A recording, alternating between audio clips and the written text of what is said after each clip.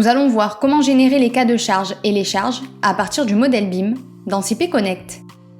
Pour ce faire, une fois le nœud créé, nous le sélectionnons dans le tableau à gauche de l'interface et éditons l'assemblage en cliquant sur le bouton correspondant en haut. De cette façon, nous accédons à la fenêtre Assemblage. Si le modèle de l'assemblage est complet, nous ouvrons l'onglet Calcul. L'option Générer depuis le modèle BIM est disponible dans la partie supérieure gauche lorsque l'ouvrage a été créé à partir d'un modèle BIM avec des efforts tels que ceux de CP-CAD ou CP3D. En la sélectionnant, la fenêtre Lire les cas de charge du modèle BIM s'affiche. Le logiciel permet d'y filtrer les combinaisons d'efforts à lire. Toutes les combinaisons d'efforts n'ont pas des valeurs significatives. Il peut donc être conseillé de filtrer le nombre de combinaisons à importer pour réduire le temps de calcul. Par défaut, nous avons un filtre pour chacun des 6 types d'efforts. Normal, tranchant en Y et en Z, et moment en X, en Y et en Z.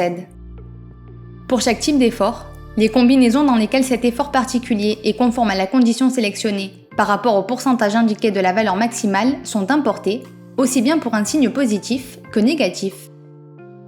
Par exemple, nous pouvons sélectionner la condition selon laquelle l'effort doit être supérieur ou égal à 90% de l'effort maximal. Ainsi, nous évitons d'importer les cas de charge avec des valeurs d'effort basses.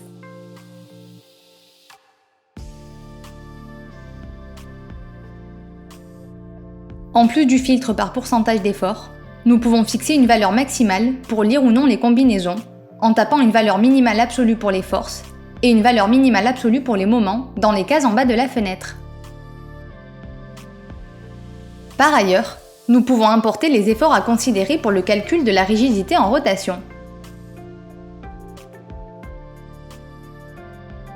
Pour ce faire, dans le menu déroulant, nous devons choisir si importer les moments maximaux avec leurs efforts concomitants, les moments maximaux sans les autres efforts où nous n'importerions que les moments en Y et en Z, les moments maximaux par plan avec leurs efforts concomitants, tous ou aucun, étant dans ce dernier cas l'utilisateur qui pourrait les ajouter manuellement par la suite.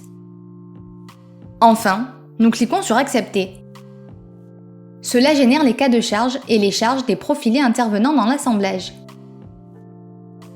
À partir de ce moment, nous pouvons cliquer sur les boutons correspondants de la barre d'outils supérieure pour consulter les informations générées dans les deux sections ou pour introduire des modifications si nous le souhaitons.